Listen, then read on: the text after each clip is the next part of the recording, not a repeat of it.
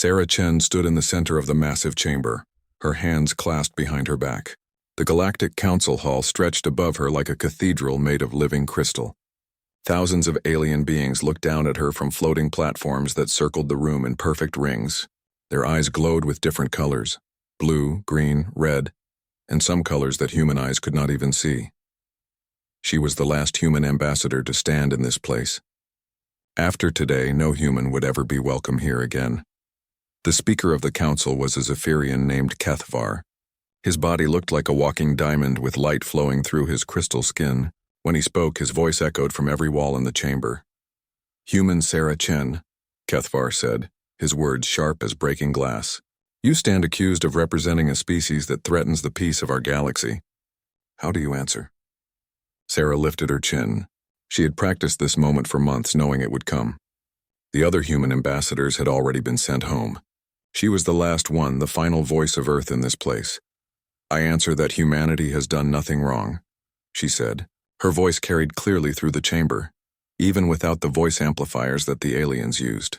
"We have followed every law. We have paid every tribute. We have answered every call for aid." A sound like rustling leaves filled the chamber. It was the sound of 1,000 Vorthan drones whispering to each other through their hive mind. Their queen, a massive creature with 6 arms and silver skin, leaned forward on her platform. "But you have not obeyed," Queen Sithka hissed. "When we assigned your species to the worker caste, you refused. When we told you to limit your breeding, you ignored us. When we ordered you to stop your expansion, you built more ships." Sarah nodded. "That is correct. We refused to be slaves." The word slaves hit the chamber like a thunderclap. Thousands of aliens began making noise at once. Some clicked their mandibles. Others flashed angry colors across their skin. A few species made sounds that were too low or too high for human ears to hear. Kethvar raised one crystal hand and silence fell immediately. "You see," he said to the assembled council. "They use words like weapons. They twist meaning to cause chaos. This is why humanity cannot remain part of our civilization." High above them all, floating in a sphere of pure energy, was the eldest member of the council. The Primarch called Voidsinger had been alive for over 10,000 years. When it spoke, reality seemed to bend around its words. "Young species Sarah Chen." The Primarch's voice seemed to come from inside her own head. "Your people have been part of our galaxy for only 50 of your short years. In that time you have caused more disruption than most species cause in 1,000 years. Why should we not remove this chaos from our perfect order?" Sarah looked up at the energy being. She knew that the Primarch could kill her with a thought. It could turn her atoms into light and scatter them across space, but she also knew that fear would not help her people now. "Because your perfect order is not perfect," she said. "It is built on keeping people down. You call species like ours young and treat us like children who can never grow up. You decide what jobs we can have, where we can live, how many children we can have. That is not order. That is control." The Primarch's energy form pulsed brighter. "And what would you have instead?" "Chaos, war?" "Choice," Sarah said simply. "The right for each person to choose their own path. The right for each species to grow and change and become whatever they can be. The right to be treated as equals, not as servants." A new voice spoke from the shadows at the edge of the chamber. General Thak Moore of the Hegemony military stepped forward. His species, the Cronin, looked like giant beetles made of black metal. He had led the Council's armies for 300 years. "And there is the proof of their danger," Thakmore said, his voice like grinding gears. "They speak of equality, but they mean domination. They want to tear down everything we have built and remake the galaxy in their image." Sarah shook her head. "We do not want to rule anyone. We just want to be free." "Free to spread your chaos," Queen Sithka said. "Free to corrupt other species with your dangerous ideas. Free to upset the balance that has kept peace in this galaxy for 1,000 years." Kethvar stepped forward, his crystal body reflecting the lights of the chamber like a prism. "The human species has shown that it cannot be trusted to follow proper order," he announced. "They question authority. They refuse their assigned place. They spread discontent among other species. They represent everything that our civilization stands against." Sarah felt her heart sinking. She had known this was coming, but hearing it spoken aloud made it real. "Furthermore," Kethvar continued, "they are too violent. In their brief time among us, they have been involved in more conflicts than any 3 other species combined. They fight each other. They fight us. They fight anyone who stands in their way." "We fight for freedom," Sarah said. We fight to protect the innocent. We fight because sometimes fighting is the only way to stop something worse from happening. You fight because violence is in your nature, the Primarch said. You are predators pretending to be civilized. You are chaos wrapped in the illusion of order. General Thakmor clicked his mandibles in agreement. Their own history proves this. They have had thousands of wars on their homeworld. They have weapons that could destroy entire planets. They cannot even make peace among themselves, yet they expect us to trust them with the peace of the galaxy. Sarah wanted to argue, but she knew it would be useless. These beings had already made their decision. They were not here to listen to her words. They were here to make their judgment sound official.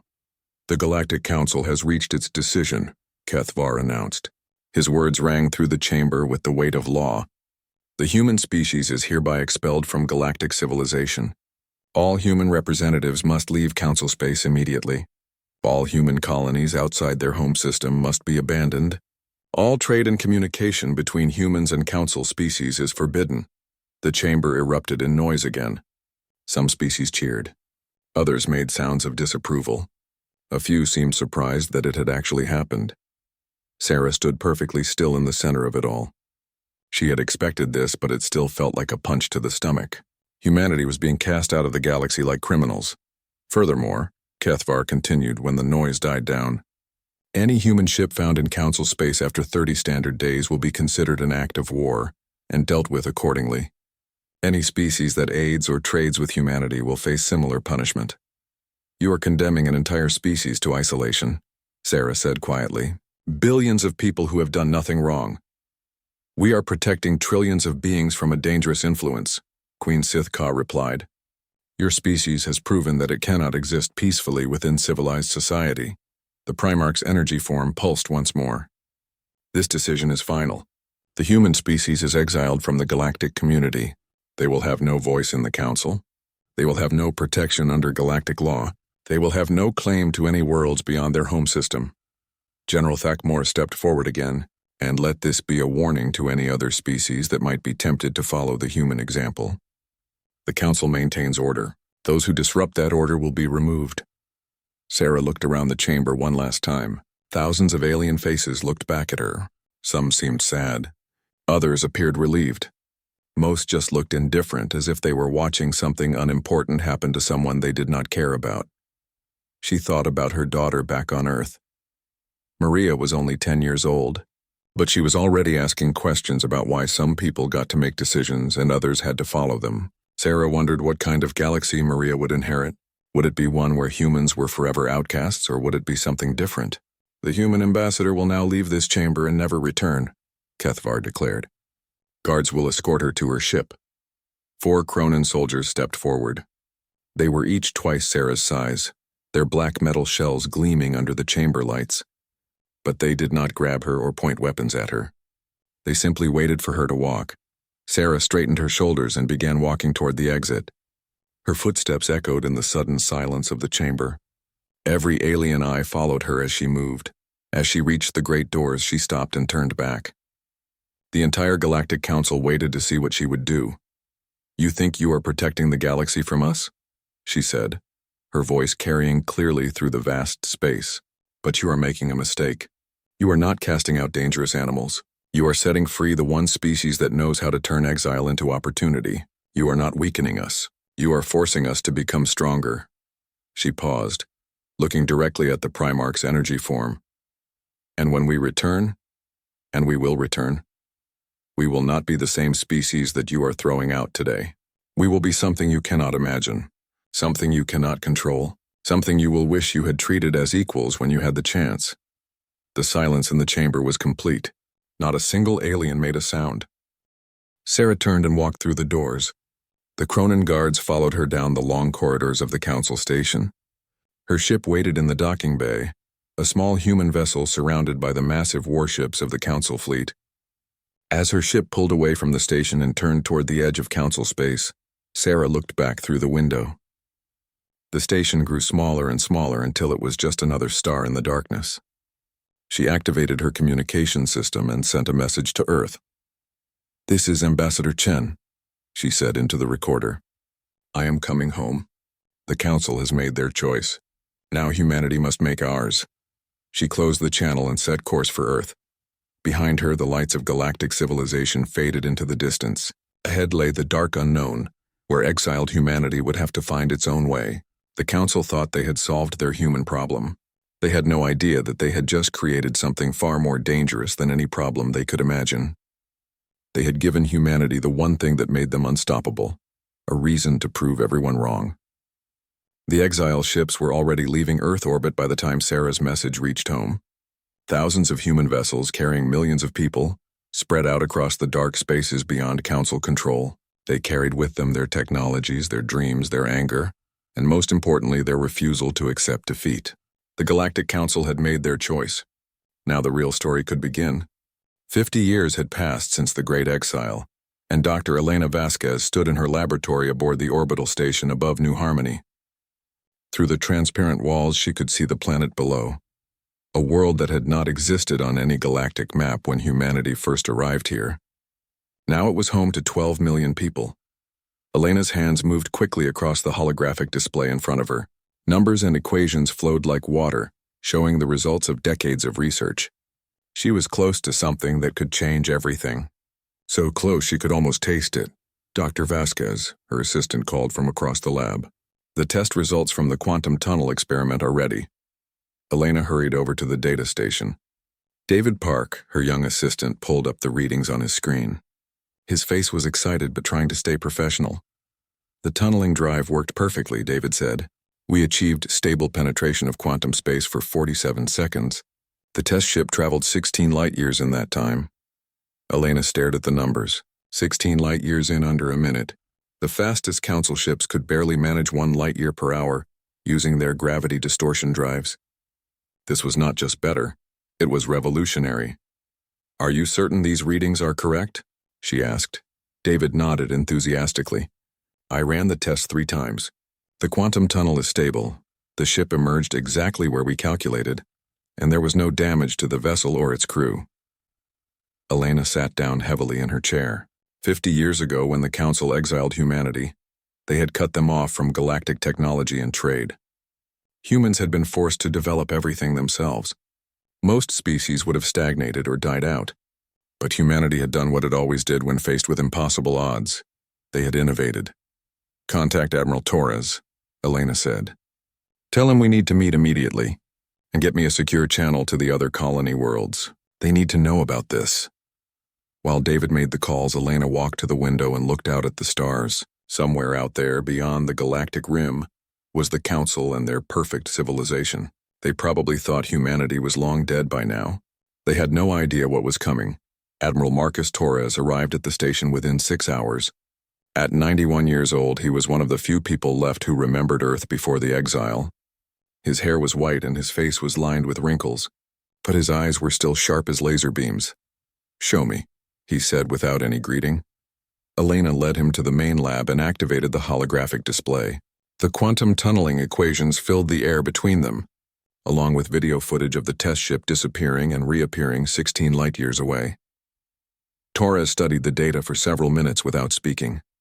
He had been an engineer before he became an admiral, and he understood what he was looking at. How long before we can build full-sized ships with this technology? He asked. 6 months for a prototype, Elena replied. Maybe a year for mass production.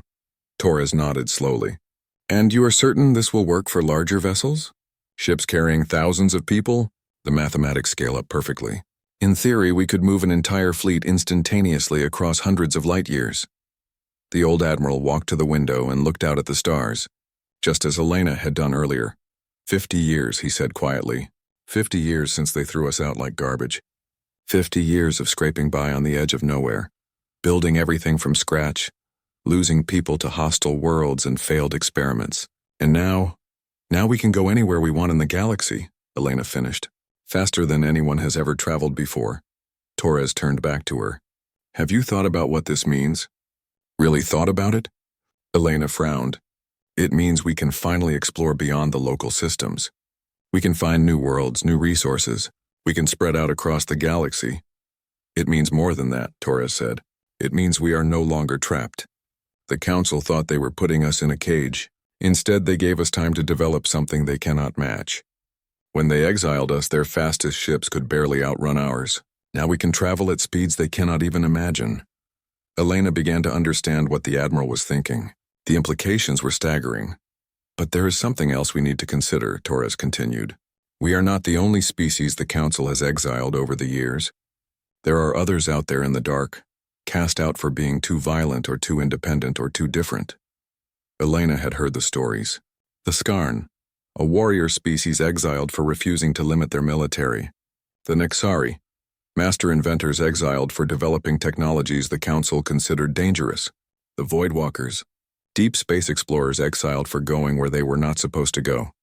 You think we should find them? Elena said. I think we should offer them what the Council never did, Torres replied. Partnership, equality, the chance to be part of something better. Elena nodded. It made sense. Humanity had learned a lot in 50 years of exile. They had learned that cooperation worked better than domination.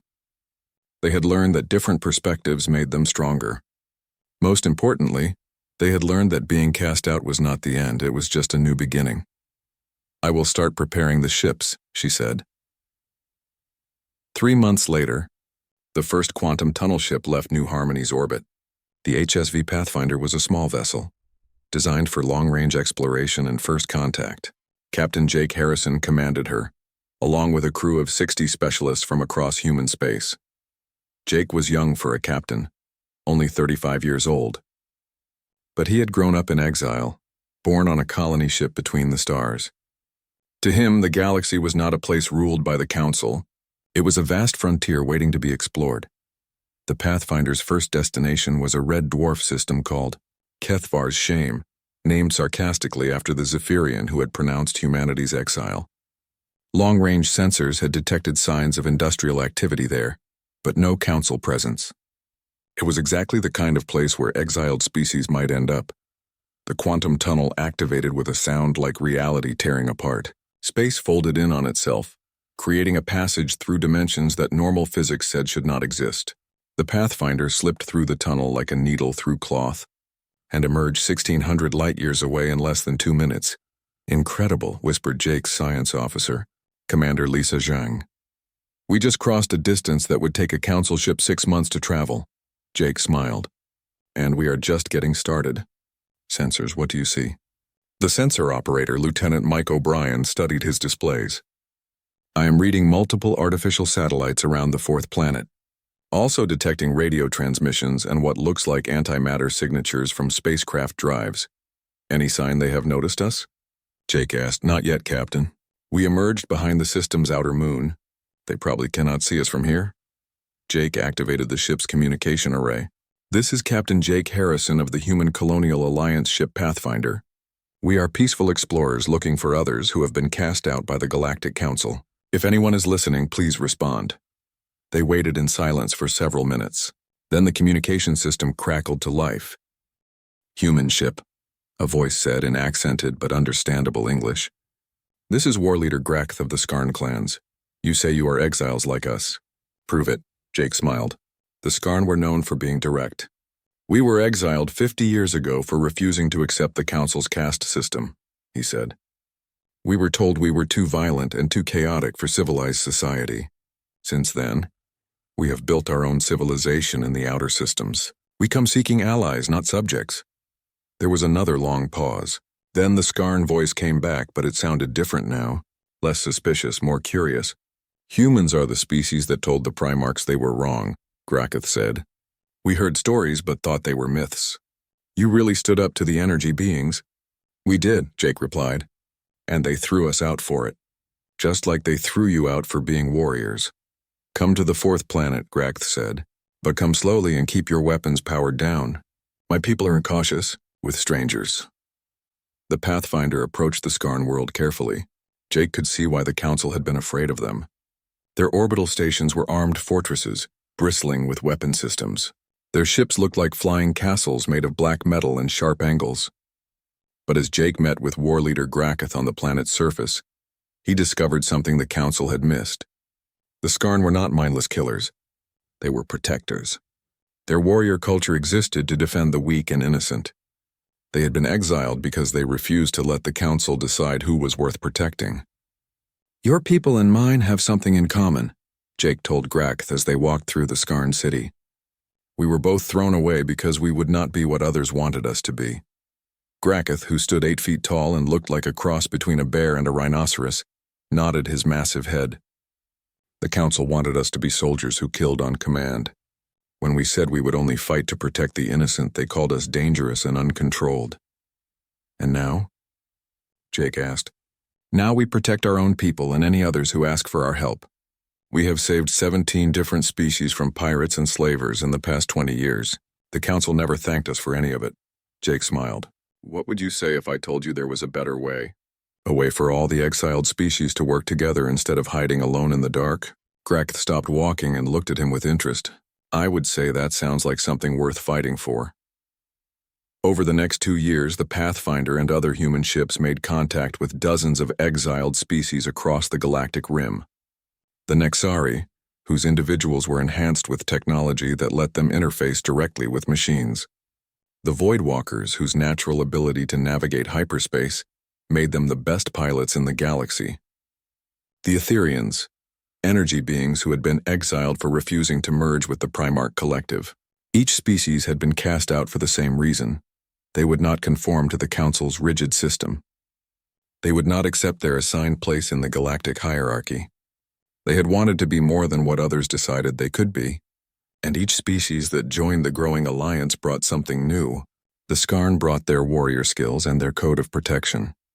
The Nexari brought advanced technology and manufacturing techniques. The Voidwalkers brought their navigation abilities and knowledge of hidden hyperspace routes. The Etherians brought wisdom and powerful abilities to manipulate energy. But it was humanity that brought the thing that made it all work. The ability to see past differences and build bridges between species. Where the Council saw only categories and castes, humans saw individuals with unlimited potential. Where the Council demanded conformity, humans celebrated diversity.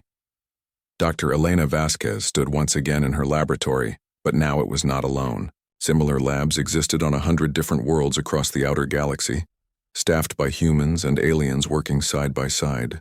The quantum tunnel technology had been shared freely with all Alliance members, and each species had contributed their own improvements. The new hyperspace mapping project is complete, David Park announced. He was older now, with gray in his hair, but still her most trusted assistant. We have charted safe tunnel routes across the entire outer rim. Elena nodded as she studied the star maps. The Alliance now controlled space across thousands of light years. Not through conquest or domination, but through cooperation and mutual aid. Species that had been enemies for centuries now worked together as equals. And the latest reports from the scout ships? She asked. David's expression grew serious. 3 more Council patrol fleets have been spotted near the rim territories. Intelligence suggests they are looking for something. Elena knew what they were looking for. 50 years of exile had not hidden humanity forever. Stories traveled, even across the vast distances of space. Stories of the exiled species working together. Stories of new technologies and impossible speeds. Stories of a growing power in the darkness beyond the galactic edge. The Council was starting to notice that their discarded problems had become something they had never expected. Not a scattered group of broken outcasts, but a unified alliance of species who had learned to turn their differences into strengths. Send a message to Admiral Torres, Elena said. Tell him it is time for the next phase of our plan. Outside the laboratory window, the stars looked different now. They were no longer distant lights in an empty void. They were destinations, connected by quantum tunnels that could carry ships instantly across impossible distances. They were homes to millions of free beings who had chosen cooperation over conquest. The Council had exiled them to the darkness. But humanity and its allies had turned that darkness into the foundation of something new. Something the galaxy had never seen before. Something that would soon be ready to emerge from the shadows and show the Council what they had really created when they cast out those who refused to bow. President Maria Santos stood at the podium in the Great Assembly Hall on New Geneva, looking out at a sight that would have been impossible just 10 years ago. Before her sat representatives from 47 different species, all equal members of the Human Colonial Alliance. Skarn warriors sat next to delicate Etherian energy forms. Nexari cyber-enhanced individuals shared data streams with Voidwalker navigators. Human diplomats worked alongside alien thinkers, whose minds processed information in ways no human could understand. It was the first interspecies assembly in galactic history where every voice had equal weight. Maria was Sarah Chen's daughter, now 58 years old and carrying the weight of leading humanity's greatest experiment. She had been 10 when her mother delivered the Council's exile decree. She had grown up watching humanity build something new from nothing. "My friends," Maria began, her words translated instantly into 46 different languages by Nexari communication technology. "We gather today not as conquered peoples hiding in the dark, but as free beings choosing our own destiny. We gather not as the discarded refuse of a dying system, but as the foundation of something better." The assembly responded with sounds of approval that ranged from human applause to Skarn war cries to the harmonic resonance of Etherian agreement. Each species showed support in their own way, but the meaning was universal. Maria touched a control on the podium and a holographic star map appeared above the assembly. It showed the outer rim of the galaxy, where red dots marked the locations of Alliance worlds. 25 years ago we were scattered survivors, she continued. Today we control territory spanning 8,000 light years. We have built cities on dead worlds, turned asteroids into factories, and created trade routes through regions of space that the Council considers impassable. War Leader Grakth of the Skarn stood up from his seat. At nearly 9 feet tall and covered in natural armor plating, he was an impressive figure even in a room full of diverse aliens. "The Alliance has given my people something the Council never offered." His translator device converted his growling voice into smooth diplomatic language. "The right to protect without permission. In the past 5 years, Skarn fleets have rescued 43 worlds from pirate attacks and corporate exploitation. Not because we were ordered to, but because it was right." Sitting nearby, Nexari Representative Zix 421 activated her cybernetic implants, causing her eyes to glow blue as she accessed data files. "The Nexari contribution to Alliance technology has exceeded all projections," she said in her electronic voice. "Integration of our neural interfaces with human quantum tunnel drives has increased travel speed by 300%. Our manufacturing centers now produce goods that surpass anything in Council space." Elder Wisp of Stars. The Etherian delegate shimmered as they changed form from a cloud of glowing particles into a roughly humanoid shape. "Our people have found purpose we lost millennia ago," the energy being communicated directly into the minds of the assembled delegates. "For too long we existed without direction. Humanity has shown us that wisdom without action is meaningless. Together we have mapped hyperspace routes that even the Primarchs cannot follow." Maria nodded to each speaker, feeling the pride and determination that filled the room. But she also felt the weight of responsibility. The Alliance had grown beyond anyone's expectations, and that growth had not gone unnoticed. "Which brings us to the reason for today's special session," Maria said, her tone becoming serious. "General Chen Wei will present the latest intelligence reports." General Chen Wei, Sarah Chen's granddaughter and head of Alliance Intelligence, activated another holographic display. This one showed the border regions where Alliance space met the edge of Council territory. "Council surveillance has increased dramatically in the past 6 months," Chen Wei reported. "Long-range monitoring stations have been established at key hyperspace junction points. Scout ships have been probing our outer defenses. Most significantly, we have detected 3 major fleet buildups in Council space, each positioned to strike at our core systems." The assembly grew quiet. Everyone had known this moment would come eventually. The Alliance had grown too large and too successful to remain hidden forever. Voidwalker Navigator Prime Drifts Between spoke next, their voice like wind through crystal caves. "Our deep space scouts report unusual movement in the Council's diplomatic corps as well. Emergency sessions have been called. Messages are being sent to every member species. They are planning something significant." Maria felt her stomach tighten. She had hoped they would have more time to prepare, more time to build their strength. But it seemed the Council had finally decided to take action against the growing alliance of exiles. "What are our options?" asked Representative Keth Nor of the Hegemony Resistance. The Hegemony had been the Council's military arm until a rebellion split them apart 20 years ago. Those who joined the alliance brought extensive knowledge of Council tactics and technology. Chen Wei manipulated the holographic display to show alliance fleet positions. "We have significant advantages in speed and mobility thanks to quantum tunnel technology. Our ships can strike anywhere in the galaxy within hours. We also have better coordination between species. Our diversity is a tactical asset where the Council's rigid hierarchy is a weakness. But, Maria prompted, sensing there was more. But they have numbers, Chen Wei admitted. The Council can field 10,000 warships. We have maybe 800, even counting all our allies. They also have resources we cannot match. Entire star systems dedicated to military production. Populations in the trillions to draw personnel from. War Leader Grakth slammed his massive fist on his chair's armrest. Numbers mean nothing if the enemy cannot catch you to fight. Skarn warriors have won battles against forces 10 times our size through superior tactics and fighting spirit. The Skarn enthusiasm for battle is noted, said Nexari Representative Zix 421, her cybernetic implants flickering.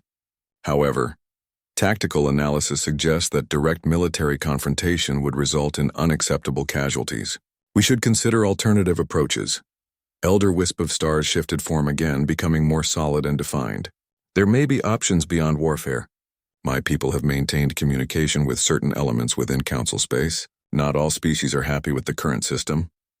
Maria leaned forward with interest. Explain. The Council's rigid hierarchy has created tensions that have been growing for decades, the Etherean continued. Species assigned to worker castes question why they cannot advance. Military species wonder why they serve a civilian government that treats them as tools.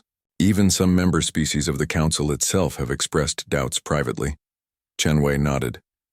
Our intelligence networks have confirmed this. There have been protests on 17 Council worlds in the past year. Labor strikes on manufacturing planets. Even some military units have refused certain orders. Maria began to see the possibilities. They are facing internal pressure. If we add external pressure at the right time, the entire system could collapse, Representative Keth Nor finished.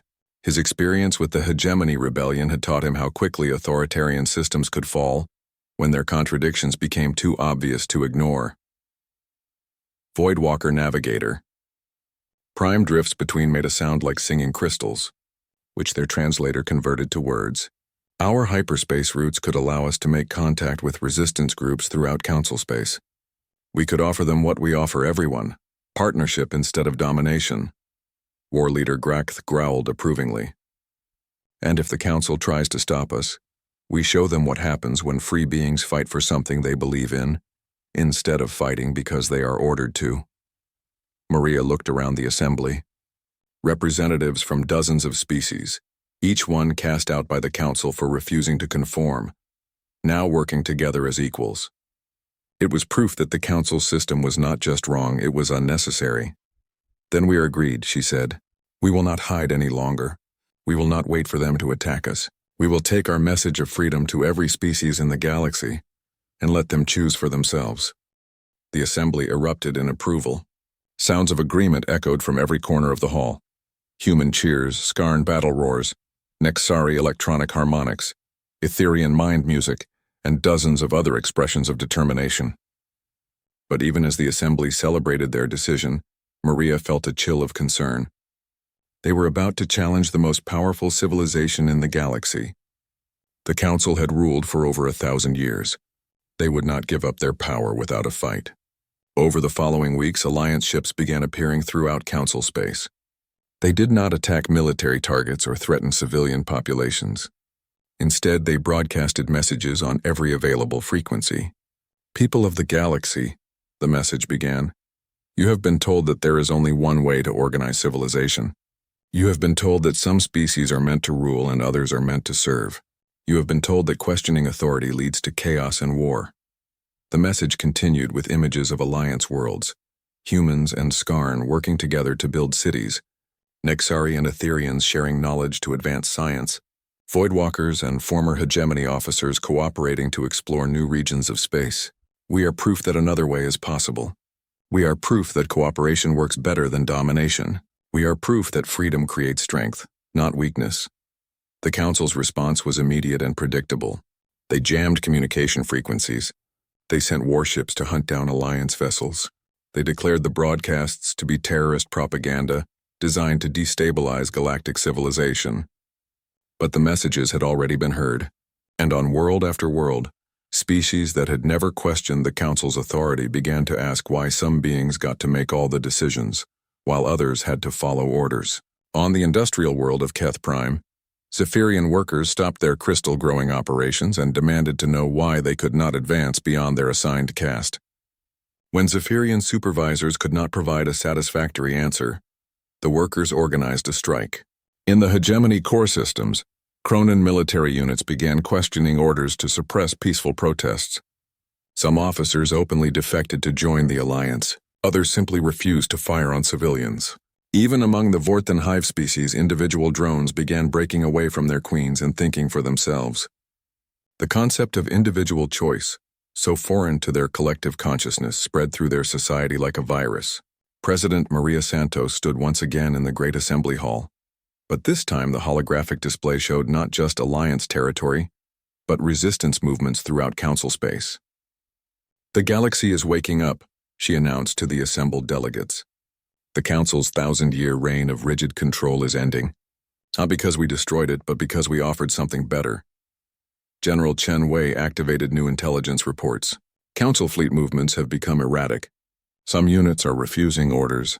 Others are requesting reassignment away from anti-resistance operations. Their command structure is breaking down as species question why they should fight to maintain a system that treats them as inferiors. War leader Grakth stood up, but this time his voice was quiet and thoughtful rather than booming with battle fury. "My people have fought many wars," he said. "We have won victories through strength of arms and courage in battle. But this is a different kind of victory. This is winning by showing others that they do not have to fight at all. They just have to choose to be free." Maria nodded. The Alliance had achieved something unprecedented. They had started a revolution without firing a shot. Not a revolution of violence and destruction, but a revolution of hope and possibility. But she also knew that the Council would not give up easily.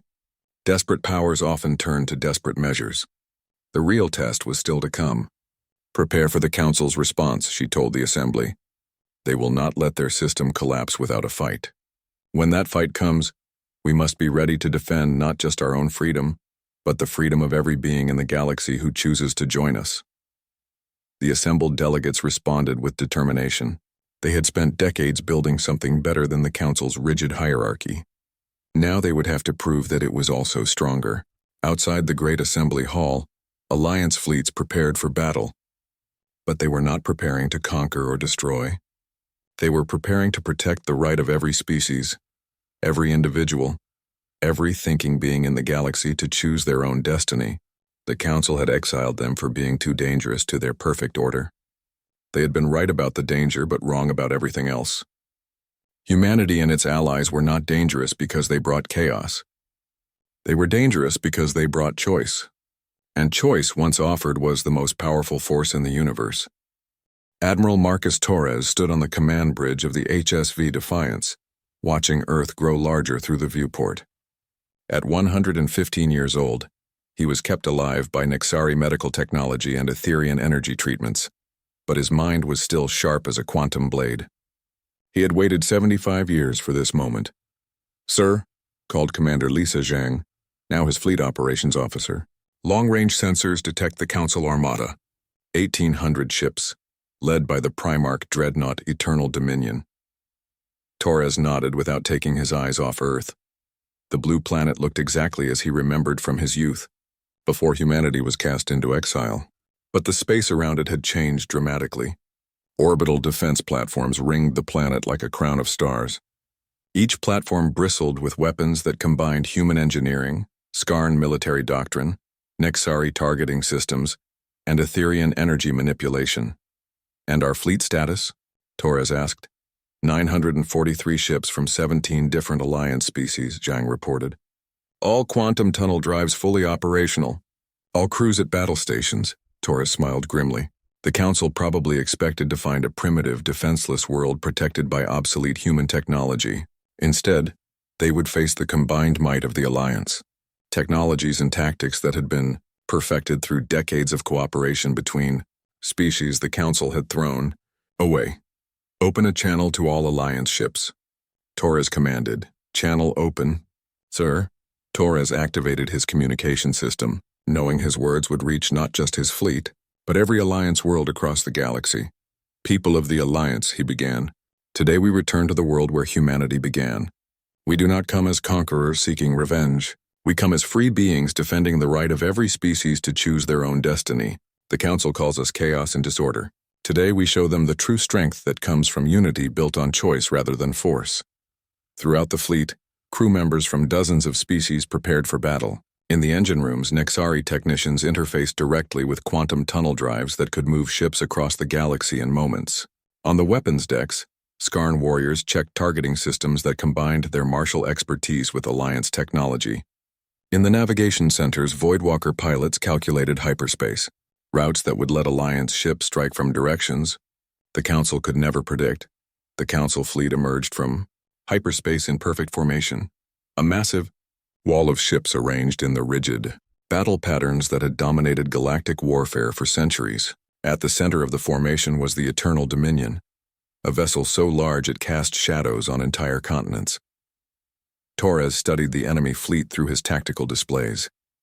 He recognized the ship types from his youth, Zephyrian crystal cruisers that could focus energy beams with perfect precision, Vorthan swarm ships that attacked like clouds of angry insects, Kronan battleships built like flying fortresses, and at their head the Primarch dreadnought that channeled the power of beings who had existed since the galaxy was young. Incoming transmission from the Council. Fleet, reported Lieutenant O'Brien at the communications station. Put it through, Torres ordered. The holographic display filled with the image of General Thakmor, the same Kronan officer who had spoken at humanity's exile 75 years ago. He looked exactly the same. His species aged slowly, and his black metal carapace showed no signs of wear. Human Admiral, Thakmor said, his voice still like grinding gears. You and your alien allies will withdraw from this system immediately. Earth has been quarantined by order of the Galactic Council. Any ships remaining in this system will be destroyed. Torres stepped forward so that his own image would be clearly visible to the Council fleet. General Thakmor, he replied calmly, I remember you from the day you helped exile my species for the crime of refusing to be slaves. How ironic that you now command a fleet of enslaved soldiers to attack the world where freedom was reborn. Thakmor's mandibles clicked in anger. You spread chaos throughout the galaxy. Dozens of worlds have fallen to rebellion because of your terrorist propaganda. The Council will restore order. The Council will try, Torres agreed. But let me ask you something, General. How many of your own officers have defected to join us? How many of your soldiers have refused orders to fire on civilians? How many of your own people have begun to question why they serve masters who treat them as tools instead of beings? The connection went silent for several seconds. Torres knew he had struck home. Intelligence reports indicated that the Council military was fracturing as species questioned their place in the hierarchy. The time for words is over, Thakmor finally said. Surrender now or be destroyed, Torres smiled. Then let us see which is stronger, order imposed by force or unity chosen freely. The transmission ended and both fleets began moving toward each other. The Council ships advanced in their traditional formations, weapon systems charging according to thousand-year-old battle doctrines. The Alliance fleet scattered into smaller groups, using quantum tunnel drives to appear and disappear across the battlefield like ghosts. The first exchange of fire lit up space between Earth and Luna. Council energy beams lanced out with perfect precision, only to strike empty space where Alliance ships had been moments before. In response, Alliance vessels appeared behind enemy formations, striking with coordinated attacks that combined the best tactics of 17 different species. Torres watched as the battle unfolded exactly as Alliance strategists had predicted. The Council fleet was powerful but rigid. They fought according to established patterns that had worked for centuries against enemies who followed similar doctrines. The Alliance fought with creativity and adaptability that the Council could not match. A group of Skarn heavy cruisers appeared directly above a Vorthan swarm cluster, their shields configured to resist the biological acid weapons that swarm ships used. Before the Vorthans could adapt, Nexari electronic warfare specialists jammed their hive mind communications, leaving individual drone ships confused and directionless. Meanwhile, Etherian-enhanced human ships phased partially into hyperspace, allowing them to pass through solid matter. They materialized inside the shields of Zephyrian crystal cruisers, delivering devastating close-range attacks before disappearing again. Voidwalker navigators guided Alliance strike teams through dimensional folds that let them attack from directions that normal physics said were impossible. Council ships found themselves under fire from above, below, and from angles that their sensors could not even detect. But the real shock came when elements of the Council fleet began switching sides in the middle of the battle. A squadron of Cronin destroyers suddenly turned their weapons on their own command ship. 3 Zephyrian cruisers broke formation and began broadcasting Alliance messages on all frequencies. Even some Vorthon drones began thinking for themselves and abandoning their hive clusters. "Sir," called Commander Zhang, "the Eternal Dominion is moving directly toward Earth. The Primarch is trying to bypass the battle and attack the planet directly." Torres nodded grimly. He had expected this. When rigid systems faced challenges they could not handle through normal means, they often resorted to desperate measures. "All Alliance ships, implement Protocol 7, he ordered. "Protect Earth at all costs." Protocol 7 was the Alliance's ultimate defensive strategy. Every ship with quantum tunnel capability converged on a single point, creating a wall of vessels between the attacking force and their target. It was dangerous. Ships appearing so close together risked collisions or interference between their drive systems. But it was also the fastest way to concentrate maximum firepower. The space around Earth filled with Alliance vessels as ships tunneled in from across the solar system. Human destroyers appeared alongside Skarn battlecruisers. Nexari tech ships materialized next to Etherian energy forms. Voidwalker scout vessels emerged from hyperspace carrying weapons far larger than their size should have allowed. The Eternal Dominion kept coming. The massive dreadnought was larger than most space stations, its hull crackling with energy patterns that hurt to look at directly. The Primarch aboard the ship was one of the oldest beings in the galaxy, possessing power that could reshape reality itself. "All ships concentrate fire on the dreadnought," Torres commanded. Hundreds of Alliance vessels opened fire simultaneously. Energy beams, kinetic projectiles, quantum torpedoes, and weapons that existed in multiple dimensions at once converged on the Eternal Dominion. The ship's shields flared with colors that had no names, absorbing energies that should have been able to destroy entire fleets. But the Alliance had learned something in their decades of exile. No defense was perfect, and no enemy was invincible. They had studied every piece of Council technology they could acquire. They had analyzed every battle recording from the past century. They knew the weaknesses in even the most powerful ships. Nexari hacker specialists found flaws in the Dreadnought's shield harmonics. Skarn tacticians identified the optimal angles of attack. Etherian energy manipulators created interference patterns that disrupted the Primarch's reality-bending abilities. Human strategists coordinated it all into a single, overwhelming assault. The Eternal Dominion's shields collapsed in a cascade of failing energy. The great ship shuddered as Alliance weapons found their mark, tearing through armor that had been forged in the first days of galactic civilization. But the Primarch was not finished. The ancient energy being abandoned its physical ship, expanding into a form that filled space for thousands of kilometers. Its voice echoed across every communication channel simultaneously. "Mortals," the Primarch spoke with the weight of eons. "You defy the natural order. You bring chaos to perfection. You must be ended." The space around Earth began to twist as the Primarch exerted its power. Reality itself bent under the strain as the ancient being tried to unmake the Alliance fleet through sheer force of will. Torres felt his ship groaning under stresses that normal matter was never meant to endure. Around him, crew members from multiple species worked desperately to keep their vessel intact as spacetime itself became a weapon against them. But then something unexpected happened. Elder Wisp of Stars, the Etherian delegate who had joined the Alliance decades ago, suddenly expanded their own energy form. Other Etherians throughout the fleet did the same, creating a network of energy beings that surrounded the hostile Primarch. "Ancient One," Wisp of Stars communicated on frequencies that only energy beings could perceive. "You cling to a system that serves only itself. We have found something better. We have found purpose in cooperation, strength in diversity, joy in freedom. Join us or be left behind by history." The Primarch's assault faltered as it found itself facing not primitive mortals, but fellow energy beings who had chosen a different path.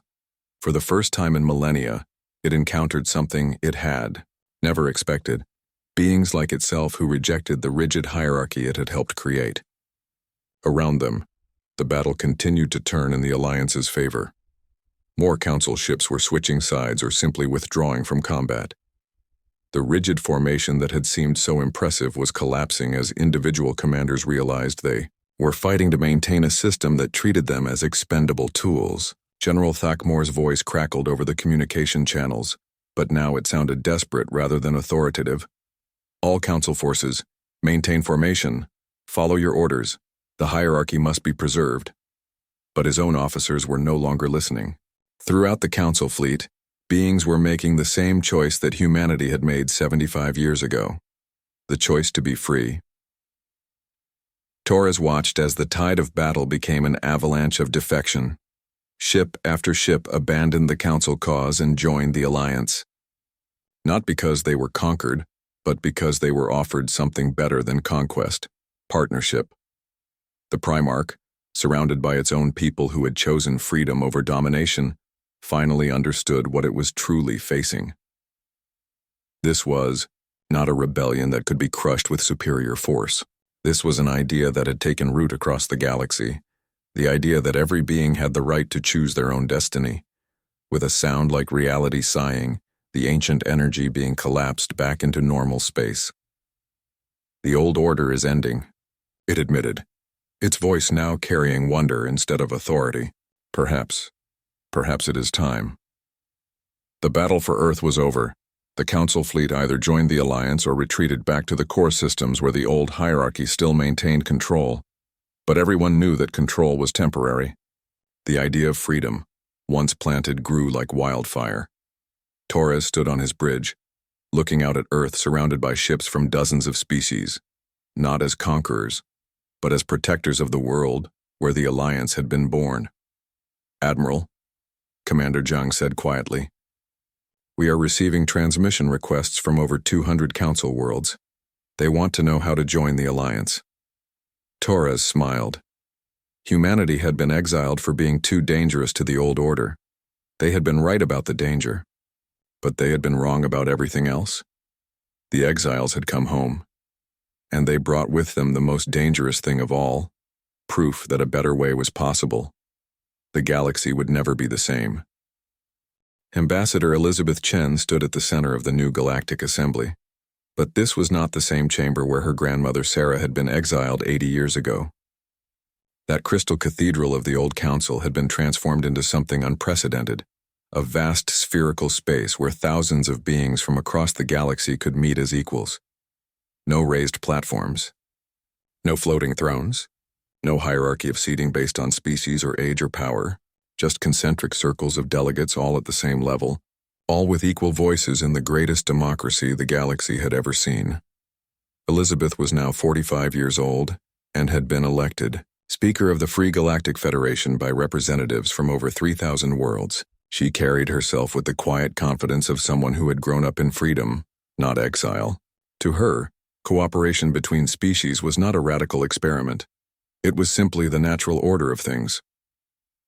"Friends and colleagues," she began, her words translated simultaneously into over 800 languages by technology that combined Nexari neural interfaces with Voidwalker dimensional communication and human linguistic algorithms.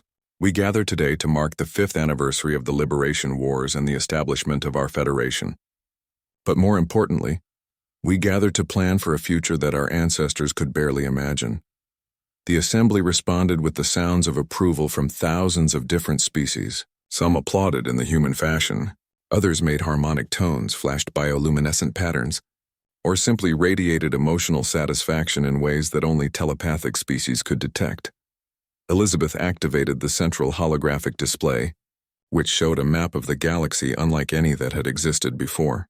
Instead of the rigid territorial boundaries of the old council system, it showed a network of interconnected worlds linked by quantum tunnel routes and trade agreements. "The Federation now includes species from every corner of the galaxy," she continued. "From the core worlds that once served as the Council's seat of power, to the rim territories where humanity and other exiles first found freedom, to regions of space that were thought uninhabitable until our combined technologies made settlement possible. She paused to look around the assembly, seeing faces and forms that represented the incredible diversity of galactic life. Zephyrian crystal beings sat next to Skarn warriors. Vorthan individuals, no longer bound to hive minds, worked alongside Etherian energy forms. Former Cronin military officers shared data with Nexari tech specialists. And throughout the assembly, humans served not as leaders or rulers, but as the bridges that helped all these different peoples work together. But our success brings new challenges, Elizabeth continued, her tone becoming more serious. Reports from our deep space exploration fleets indicate that we are not alone in the universe. Beyond our galaxy lie others, some friendly, some hostile, and some utterly alien to everything we understand about life itself. The assembly grew quiet as she activated new sections of the holographic display. These showed star maps that extended beyond the galactic edge, where Federation scout ships had made contact with civilizations that defied easy classification. Admiral Sarah Torres, great-granddaughter of the legendary Marcus Torres, stepped forward to deliver the military briefing. At 38, she commanded the Federation's exploration fleets with the same skill her ancestor had shown in defending Earth. Our scouts have identified 3 major extragalactic civilizations, Admiral Torres reported. The Harvesters appear to be a machine intelligence that consumes entire star systems to fuel their expansion. The collective is a hive mind species that absorbs other civilizations rather than destroying them. And the architects seem to be building something on a galactic scale, though we have no idea what or why. Representative Grakor of the Skarn Honor Guard stood up, his massive form casting shadows across nearby delegates. He was the son of war leader Grakth, who had died defending a refugee convoy from Harvester scouts 10 years earlier. The Skarn have faced each of these threats in battle, he announced in a voice that carried the controlled fury of a warrior species that had learned to fight smart as well as hard. The Harvesters cannot be reasoned with. They see all organic life as resources to be consumed. The collective offers what appears to be peaceful absorption, but their victims lose all individual identity. The architects ignore all attempts at communication while reshaping entire solar systems according to their unknown plans. Nexari coordinator Zix Prime activated her cybernetic implants, her enhanced consciousness accessing data streams from across the galaxy. Federation intelligence networks have confirmed these threats, she reported, her electronic voice carrying undertones of concern that her people had learned to express. More significantly, all 3 civilizations appear to be aware of our galaxy and are taking active interest in our development. Our rapid expansion and technological advancement have made us visible to entities that previously ignored this region of space. Elder flows like starlight, one of the senior Etherian representatives, shifted from their normal energy cloud, form into something more solid so their words would carry greater weight. My people have consulted the deep currents of space-time, the ancient being, communicated directly into the minds of the assembled delegates. These threats are connected to a larger pattern that extends across the universe itself. Our galaxy sits at the intersection of forces that have been building for millions of years. What we do in the coming decades will determine not just our own survival, but the fate of countless civilizations across multiple galaxies. Elizabeth nodded grimly. The Federation had grown from a small alliance of exiled species into the dominant power in their galaxy in just 80 years. But that growth had attracted attention from entities that made the old council look like children playing with toys. Which brings us to the central question, Elizabeth said. How do we defend not just our own freedom, but the right of all thinking beings to choose their own destiny? How do we stand against forces that could destroy or absorb our entire galaxy? The answer came from an unexpected source. Dr. Elena Vasquez's grandson, Dr. Michael Vasquez, was now the Federation's chief science officer. His research team included representatives from every member species, working together to push the boundaries of what science could achieve. The same way humanity and its allies survived exile, he said, as he stood up from his seat in the science section, by doing what our enemies do not expect, by cooperating instead of competing, by turning our greatest weakness into our greatest strength. He activated his own holographic display, showing technical diagrams that would have been impossible to understand without the combined knowledge of hundreds of species. For the past 5 years, My team has been working on what we call the Unity Project, Dr. Vasquez explained. It combines human quantum tunnel technology with Nexari consciousness interfaces, Etherian energy manipulation, Voidwalker dimensional navigation, Skarn tactical doctrine, and innovations from 37 other species. The result is something that has never existed in the universe before. The technical diagrams resolved into the image of a space station unlike anything ever built. It was not just large. It existed in multiple dimensions simultaneously, connected to every major world in the Federation through quantum tunnels that could transport entire fleets instantaneously. Unity Station would serve as more than a military base, Dr. Vasquez continued. It would be a living symbol of what cooperation can achieve. A place where the combined knowledge and abilities of every Federation species could be focused on solving problems that no single civilization could handle alone. Representative Keth Prime of the reformed Zephyrian Republic stood up, his crystal body refracting light in patterns that indicated deep thought. The mathematical models are sound, he announced after running calculations through his species' natural crystalline processing matrix. Such a station would give us capabilities that exceed any known technology, but the resource requirements would strain even our expanded industrial capacity. War Commander Thane Ka of the Free Vorthan Worlds clicked her mandibles in a pattern that indicated determined optimism. Her people had thrived since breaking free from hive mind control and embracing individual thought. The Free Vorthans pledged the output of 12 manufacturing systems to this project, she declared. Our people understand the value of unity through choice rather than unity through force. Around the assembly, similar pledges began pouring in. Species that had once been enemies offered to work together on a scale never before attempted. Former Council worlds provided resources. Rim territory colonies offered their unique technologies. Even species that had only recently joined the Federation committed their entire industrial capacity to the project. Elizabeth watched with amazement as the galaxy's most diverse civilization came together around a single goal. It was exactly the kind of cooperation that humanity had always believed was possible, but seeing it happen on such a scale was still breathtaking. But even as the assembly made its commitments, warning signals began flashing on the strategic displays. Admiral Torres received an urgent communication from the Deep Space Monitoring Networks. Madam Speaker, the Admiral announced, her voice cutting through the excited discussions. Long-range sensors are detecting massive energy signatures moving toward our galaxy. All 3 extragalactic civilizations appear to be mobilizing their full forces. The assembly fell silent as the implications sank in. The Federation's rapid growth and the announcement of the Unity Project had apparently triggered a response from the very entities they were preparing to face. Elizabeth felt the weight of responsibility settling on her shoulders. Her great-grandmother Sarah had stood alone against the Council's judgment. Her grandmother Maria had built the first alliances between exiled species. Her mother had helped win the liberation wars. Now it was her turn to face the greatest challenge in galactic history. Then we have no time to waste, she declared. All Federation resources will be committed to the Unity Project immediately. Construction will begin simultaneously at 100 different sites across the galaxy. We will build not just a station, but a network, a living representation of what free beings can accomplish when they work together. She looked around the assembly one final time, seeing determination on every face and in every alien expression. The harvesters believe that consumption equals strength.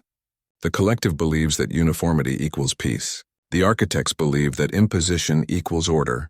We will show them something they have never encountered: strength through diversity, peace through freedom, and order through choice. The assembly erupted in approval that could be felt as well as heard. Thousands of beings from hundreds of species united not by conquest or force, but by the simple belief that every thinking being deserved the right to choose their own destiny.